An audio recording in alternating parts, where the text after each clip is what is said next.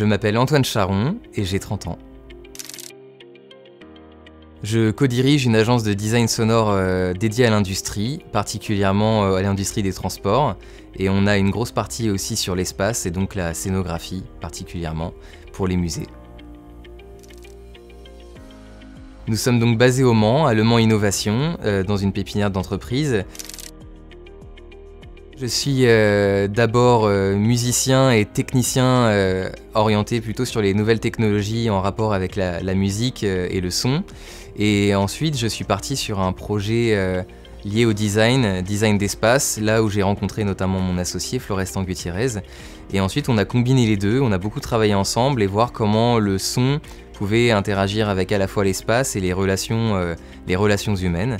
Et nous avons intégré ensemble un master de design sonore qui est dispensé au Mans, aux Beaux-Arts. Et c'est là que petit à petit, on a créé notre projet et qui nous a permis de travailler sur à la fois le son, sur l'espace, sur la psychologie et avec aussi une notion d'identité de marque. Voilà, donc c'est comme ça qu'on a créé notre projet dans un domaine qui est encore assez nouveau. Le projet va avoir bientôt 7 ans. Ça peut paraître beaucoup, mais dans un domaine innovant où il faut vraiment faire sa place, il y a une grande part de pédagogie. Et donc les projets peuvent prendre beaucoup de temps à démarrer, d'autant plus que notre principale cible, ce sont les multinationales et les PME. Et donc on a des cycles très très longs, il peut se passer parfois jusqu'à 2 ans, 2 ans et demi, 3 ans, entre une première rencontre et le début d'un projet. Donc ça peut prendre énormément de temps. Cet objet, donc, c'est un haut-parleur. Et aussi petit qu'il semble être et très très bon marché, en fait c'est le type de haut-parleur que l'on peut trouver dans des hypercars à plus d'1 million de dollars. Et il représente assez bien notre métier parce que notre métier c'est d'être très créatif, mais dans des contraintes extrêmes, puisqu'on travaille donc dans l'industrie des transports, à je dirais 80% de nos projets.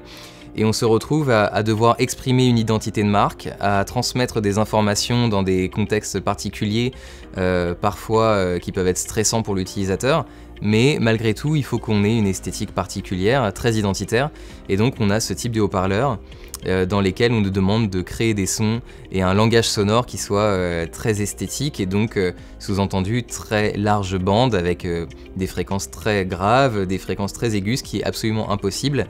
Et donc il y a aussi toute une part de pédagogie auprès du client pour lui faire comprendre que l'expérience utilisateur, ça se joue aussi par des détails, et notamment les détails, c'est le design sensoriel et travailler sur tous les sens. Et donc on ne peut pas, ou en tout cas difficilement, faire passer beaucoup d'intentions et toute une identité à travers ce type de matériel, mais c'est la plupart du temps comme ça. Donc je trouve qu'il représente assez bien notre métier, c'est la création sous contrainte.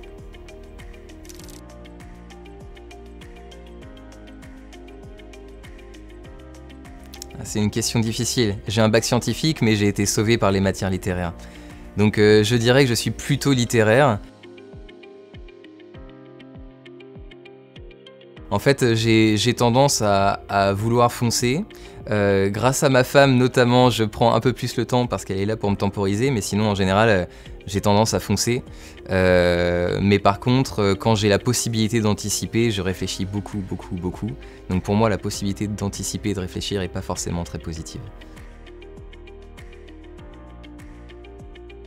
Pour nous, ce serait plutôt un projet ingénieux parce que c'est un domaine auquel les industriels ou les entreprises ne pensent pas forcément.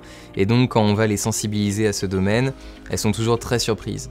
Et donc, ce serait plutôt ingénieux que audacieux.